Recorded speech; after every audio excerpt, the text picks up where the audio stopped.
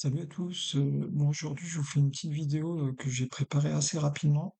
L'idée, c'était de me mettre dans les conditions du concours et j'ai essayé d'analyser rapidement le sujet du CAPEPS externe 2025. Donc, je vous présente ici ma méthode. Elle est ce qu'elle est. Vous prenez si ça vous intéresse, vous prenez pas si ça vous intéresse pas. Mais l'idée, c'est de fonctionner par étapes et puis de vous montrer un petit peu la logique dans laquelle je suis quand je lis un sujet et puis que j'essaie d'y répondre. Donc c'est un petit peu ça qu'on va faire aujourd'hui. Voilà comment je fonctionne. Donc déjà la première étape pour moi, c'est de lire calmement le sujet quand je le vois et de pas me focaliser du tout sur l'annexe. Je me concentre que sur le sujet. Donc là, le sujet, c'était ça. En quoi et comment les sensations des élèves peuvent-elles être prises en compte par l'enseignant pour favoriser leurs apprentissages moteurs? Je vais surligner tous les éléments qui me semblent vraiment hyper importants et puis d'autres éléments qu'il faut pas rater, et qui sont un petit peu moins importants, mais qu'il faut quand même pas rater. Donc pour moi, en lisant ce sujet-là, donc je voulais surligner déjà, hein, le en quoi et le comment, ils sont fondamentaux, parce qu'ils vont introduire en fait un type de réponse, et c'est pas dans quelle mesure, c'est pas juste comment. Et donc ces deux éléments-là, ils sont connectés, ils doivent être tout le temps connectés dans votre réponse.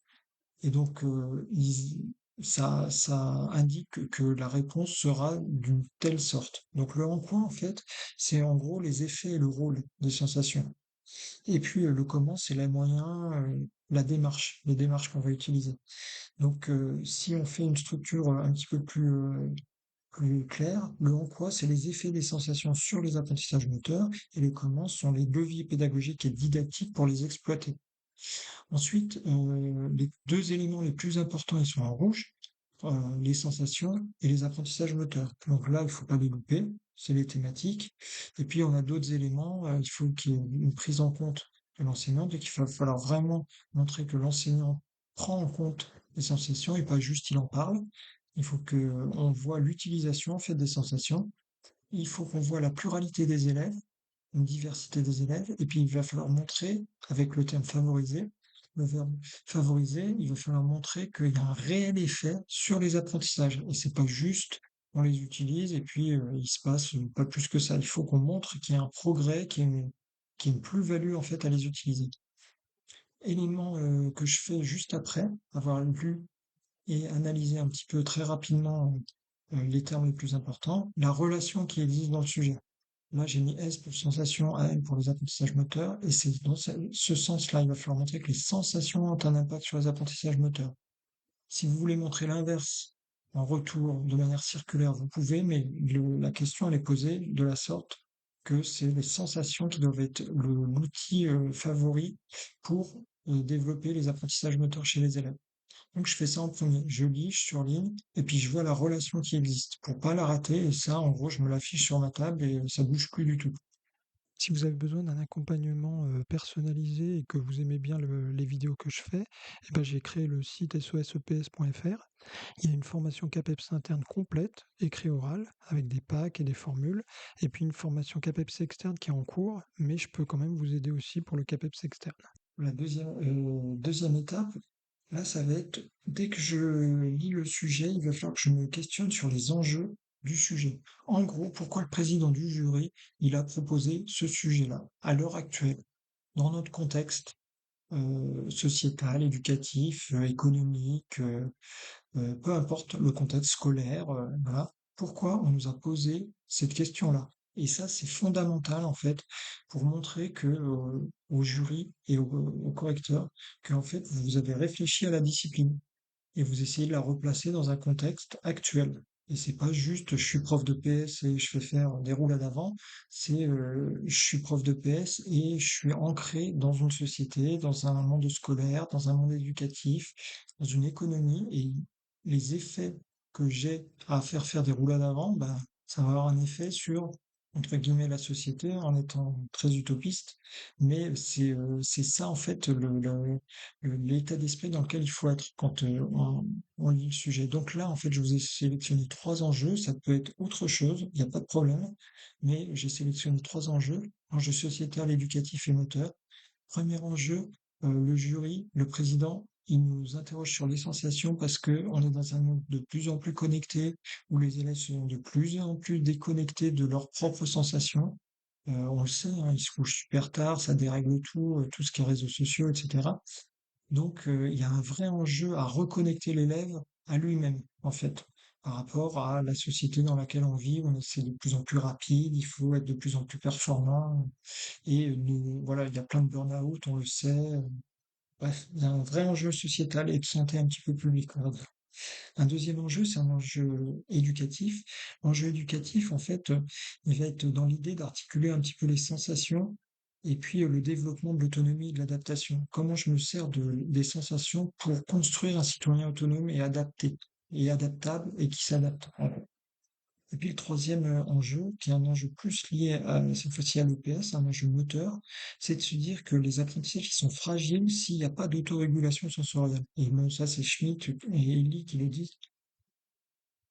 Et donc là, l'idée, c'est ça, d'essayer de percevoir les enjeux que vous pouvez réutiliser dès votre accroche et tout au long de votre sujet, en fait. Moi, je vais commencer à définir les termes. Donc là, je vous ai pas défini tous les termes parce que vous avez 10 000 références. L'idée, c'est vraiment de voir la méthode et la façon que j'ai de traiter et d'analyser un sujet. Mais en gros, on a tous les éléments les plus importants, la sensation, l'apprentissage moteur. Il faudrait définir aussi correctement le en quoi, comment, comme je vous l'ai dit au début, les élèves un petit peu, le fait de favoriser, qui va être aussi important à définir parce que il va falloir montrer l'impact. Mais les deux gros éléments à définir sont les sensations et les apprentissages moteurs. En gros, les sensations, il y a des informations externes et internes, et puis les apprentissages moteurs, c'est un processus de modification qui est plutôt permanent dans le comportement moteur et qui va résulter en fait d'une pratique et de l'expérience. Ça, c'est la définition de Schmitt. Donc c'est ça la troisième étape. Étape 5, peut-être un truc que vous connaissez pas, que vous utilisez pas trop, et c'est souvent le cas d'ailleurs. On va pas se mentir. Dans les copies que je corrige en écrit 2, il y a très très peu de définitions qui sont un petit peu complexifiées, on va dire. Et donc là, l'idée, ça va être de complexifier un peu et puis de se donner un peu de malléabilité dans l'exploitation de ce que vous allez faire dans votre copie. Donc moi, je pars tout le temps de ce principe-là. Il va falloir essayer de trouver des triptyques dans les éléments les plus importants. Ça peut être aussi sur des verbes qui ouvrent à un triptyque facile. Vous pouvez utiliser ça. Donc l'idée, c'est de trouver des triptyques, là, par exemple sur les sensations, les apprentissages moteurs. Donc là, dans le triptyque de sensations, on peut partir de ce triptyque-là, forme, fonction, nature, et puis l'apprentissage moteur, les composantes, processus, conditions. À travers ça, le fait d'utiliser un triptyque, en fait, je vais pouvoir complexifier un petit peu mon analyse. Puis surtout, je vais pouvoir m'en servir dans mes mises en œuvre, dans mon analyse, dans mon argumentation, en piochant par moments des éléments de ce que j'ai pu définir et qui est très élargi. Des fois, je vais pouvoir utiliser par exemple les composantes de l'apprentissage moteur, des fois ce sera peut-être le processus. Et en ayant défini comme ça, eh ben, en fait, je me donne un petit peu de malléabilité et puis un niveau de réflexion qui est beaucoup plus élevé que juste une définition sur laquelle vous vous appuyez, en fait. Donc ça va élargir un peu le champ des possibles en faisant ce fonctionnement-là. Donc là, je vous laisse regarder les définitions que je vous ai mis très rapidement, hein, bien sûr, c'est pas ça l'intérêt. L'intérêt, c'est de se focaliser sur le fait que c'est un triptyque. Mais voilà un petit peu l'idée.